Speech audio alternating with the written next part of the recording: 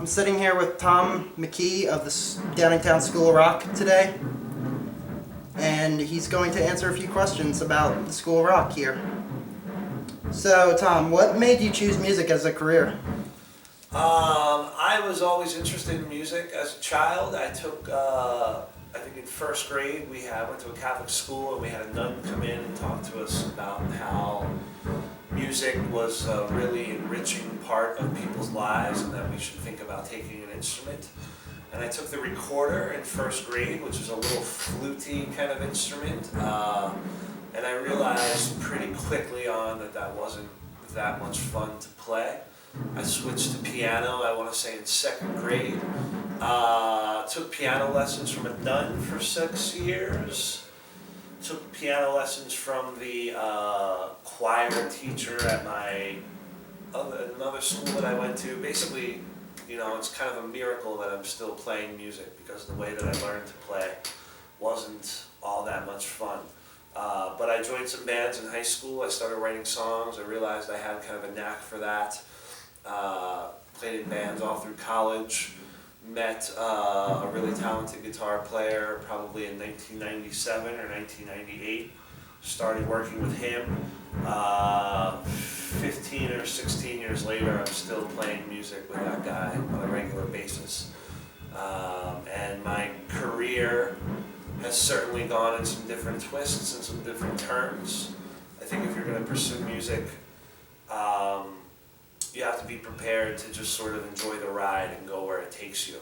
And I think a really great example of that is about 10 years into my touring and performing career, I decided to start teaching piano lessons at the School of Rock. And 7 years later, I'm still here and I'm the music director of the school. And sort of have the best of both worlds now. I still play and perform with my own band. And I have a steady, reliable source of income that allows me to do something that I really love to do. So that partially answers what you do here at the School of Rock. And so how you say you teach piano lessons and you direct? Yeah, I mean, at School of Rock, I started off here just teaching piano. My first day I had 4 students. A few weeks later I had 2 days of 4 students, and within 7 months I had like 6 days of students. And I became music director in July of 2007. That basically means that I oversee all musical aspects of operations of the school. I hire and fire the teachers here. I oversee sort of the curriculum that happens here. I kind of make sure that we have a balanced mix of shows each season. We do 3 seasons of shows here each year. Each season has anywhere from 4 to 5 shows in it. And the curriculum is constantly evolving. We do everything from the Beatles and Led Zeppelin and The Who to more modern music like Green Day and the Red Hot Chili Peppers and the White Stripes, to really difficult, weird, obscure music like Frank Zappa and prog music and metal and things like that. So it's a really wide range of stuff that we do. Ultimately, what I do here is I'm teaching a lot of piano lessons, keyboard lessons. I have 24 students each week, and then I run 4 rehearsals. I direct 2 shows here, and I oversee the school's house band, and I oversee the school's adult program, which is just sort of starting to take off in the past year. All right. What do you think? Do you think the School of Rock's atmosphere has helped kids learn music in contrast to standard music lessons? Well, I think you could answer that question better than I could, but I'll tell you that typically when a kid signs up with us, they stay here for a very long time. You know, the average kid may start around 11 or 12 years old, and typically can go all the way through his senior year of high school. They sometimes do. I think that the students here learn skills that they don't teach in more traditional music programs. I don't think, and this has changed a little bit in the last few years because there are a lot of people starting to copy School of Rock's formula because they realize how well it works. But I don't think in traditional music programs you learn how to play with other people. And I think that that's a skill that is incredibly beneficial to people, whether we're talking about music or whether we're just talking about life. You know, life is like a big collaborative effort. between yourself and other people, whether you're talking about your family at home, whether you talk about the girl you're going to marry someday, whether you talk about the people that you work in an office with every day. You're constantly collaborating with other people, you're constantly working together with other people, and if you can start to learn that skill when you're 13 or 14 or 15, then I think you're a step ahead of everybody else. And beyond the life example, yeah, I think that the kids here can jump up on stage with just about anybody and find some common denominator musically and find a way to play with other people, whereas when you're just sort of learning your instrument at home, you maybe are a little bit shy about doing that at first, and I don't think that our students here would feel that way. I think they would feel comfortable jumping up on stage and playing, and that's sort of what we try to embody here at School of Rock. So do you think that the more the wider view of the School of Rock is the most important aspect, like the life lessons that they learn here? At the end of the day, people come here to learn music, but I think most kids that have been in this program for a long time would tell you that it's way more than just music lessons. I think that, my goal as music director is to sort of create a clubhouse mentality where kids who are passionate about art and music can come and learn from our teachers and learn from each other. I think that we try to embody an artistic sensibility here, whether that's playing an instrument, whether that's painting, whether that's writing, whatever it may be. I want people to feel like they can come here and have a place where they can sort of figure it out. No kid when he's 13 years old has figured it all out yet. I'm 37 and I'm still figuring it out. Every day I figure out something new about being an artist and about living in this world.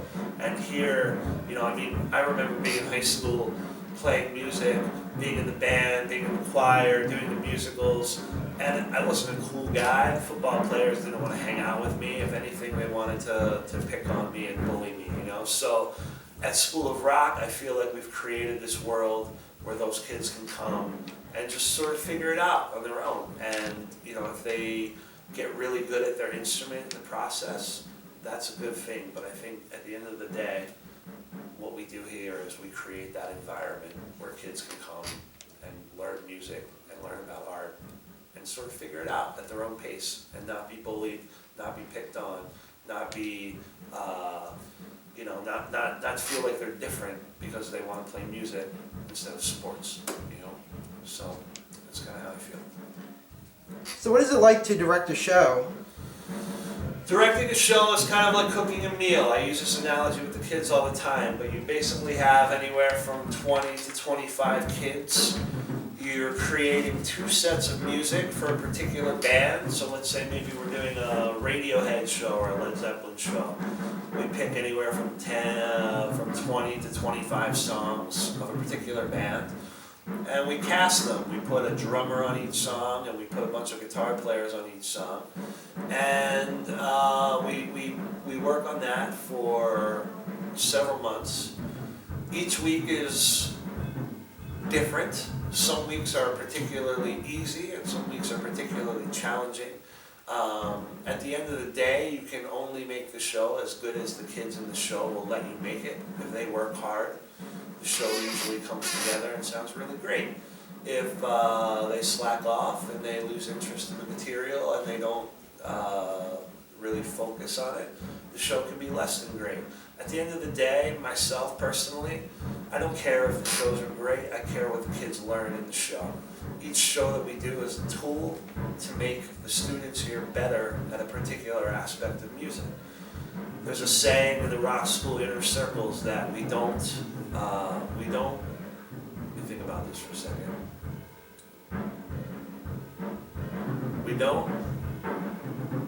We don't teach music to do shows.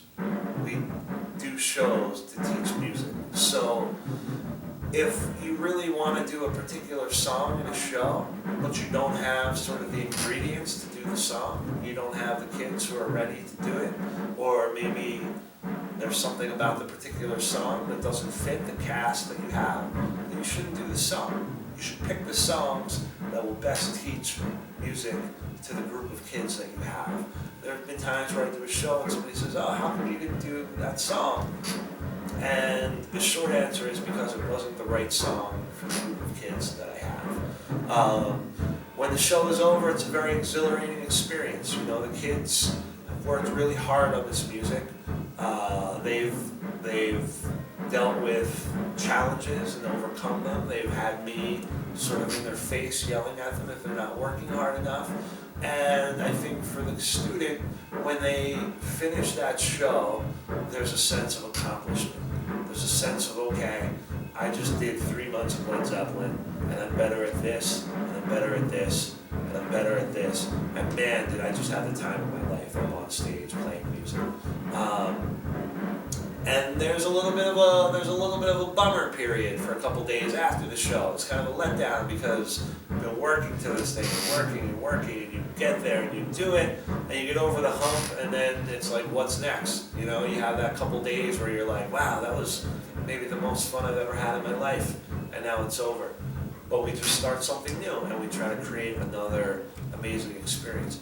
Each one of these shows, if the kid is, you know, if my job is to make sure that the kid is getting the most out of the program. If the kid is getting the most out of the program, he's getting a variety of shows each year. We do 3 shows a year, and ideally, the kid can look back at his year and say, okay, I just did 3 great shows, and I did this, and it helped me with this, and I did this, and it helped me with something completely different, and then I did this, which was a band I'd never even heard of, but man, I really like that band now, and I also got better at this. We try to create a well-balanced curriculum, and, you know, that was a really long answer. I could have summed it up that the shows are a lot of fun, and they are. So they're a teaching tool, they're very educational, and they're also really, really fun. So do many of the students go on to careers in music? Well, the program has not been open so long that we can really gauge. I mean, our very earliest graduates are right now probably in their early 20s, you know, maybe mid-20s. There have been several students, you know, each year we graduate anywhere from 15 to 20 seniors out of our program, and they go on to do all sorts of different things. One of the things that a lot of them do is go into a very competitive music program, a school like Berkeley University, New York University, Miami University, Belmont down in Tennessee, and they are all sort of studying music, forming relationships, networking. There have been some early success stories. One of our own students from Downingtown, CJ Taiwaniak, went to the University of Miami, successfully completed their musical program, came home, was actually cast in the Rock of Ages movie with Tom Cruise as one of the guitar players in that movie. He is now out in LA doing work as a session musician and trying to find a band out there, but he has certainly had some success. Eric Slick, who is an early graduate of the Philadelphia Rock School, is now the drummer in Dr. Dog, who's a very popular Philly band that's been touring all over the country. And there are a handful of success stories. We have a student, Cirque du Soleil, out in Las Vegas. We have some students who are touring with some real heavyweight professional musicians. There's nobody who is like #1 on the iTunes chart or anything like that. But I don't think we create that expectation in our students. I don't think there's a recipe for overnight success. And I think that, you know, if we teach anything at rock school, it's that if you want to have a career in music, you're going to have to roll up your sleeves and work hard. You know, maybe harder than you would if you were going to just take a 9-to-5 job at some office somewhere. Because you have to create your own opportunities as a musician, as an artist. If you're not out there finding things for you to do, then nobody's going to come up and hand them to you, you know? So I think that right now we've got probably several thousand young musicians who are in college, who are networking, who are forming relationships, and who are starting to create sort of a wave of of success. But like I said, there's nobody yet that has been on the cover of Rolling Stone or #1 on the iTunes charts or anything like that. But you know, I don't know if that's the best way to measure success. I measure success as a musician as just having work, you know, being out there and working and having opportunities to do that. So I think there's a lot of people out there who are doing that, yes. So what type of education would you recommend to someone who wants to have a music career? Well, music career is a very broad term. I have a music career. Eddie Vedder has a music career, you know? Very different music careers. If you want to be performing, I don't think you need to go to college to do that. I think you can go to college and I think you can major in something like business or graphic design or something that will help you supplement your musical career. But if you want to be a performer, you need to start working on writing songs, you need to start working on putting together a band, and you need to realize that you're going to have some lean years ahead. You're going to spend some time eating fast food and sleeping on floors and waking up, you know, going to bed in one city and waking up in another in the back of the van. If you want to be a teacher, you know, you can go and you can do a 4-year music program and get a degree. If you want to be a composer, same thing, I would recommend getting a degree. If you really want to, like, I think what I said earlier is really, a couple things I said earlier is really critical. One is that very few musicians have a musical career that is one-dimensional. Very few of them are just a performer, or just a composer, or just a teacher. Most of us are out here grabbing a little bit from here, grabbing a little bit from there, grabbing a little bit from here. We do a little bit of everything because we're not really making a livable salary on any one particular thing. We're grabbing a little bit from each, and together we're forming, we're combining all these little streams of income to survive. But the other thing is that you really do have to be ready to just sort of ride the wave and go wherever your career takes you, because you're going to have opportunities that will come up, and some of them will be things that maybe you didn't envision as part of your music career when you were 17 or 18 years old. But all those little things are pathways into new relationships. And if, you know, music is what, you know, I love music, and at the end of the day, to me, it doesn't make a huge difference to me if I'm on stage performing, or if I'm in the studio recording, or if I'm in a lesson room teaching. I want music in my life, and anything that I can do to keep music as a central part of my life, as my occupation, I'm going to look at and do. And I think if you go into it like, I only want to be a performer, or I only want to be a studio musician recording, I think you're limiting yourself and you're limiting your chances of success. But if you go into it as, I love music, and I want music to be a center part of my life as long as I'm on this earth, then you need to be willing to look at anything that comes along that allows you to do that. Because, you know, like I said, there can be lean years. There can be a year where your band doesn't put out a record, you don't go out on tour, you're not playing, you're not deriving income from that. So you need to be able to find other ways to do that. Go ahead.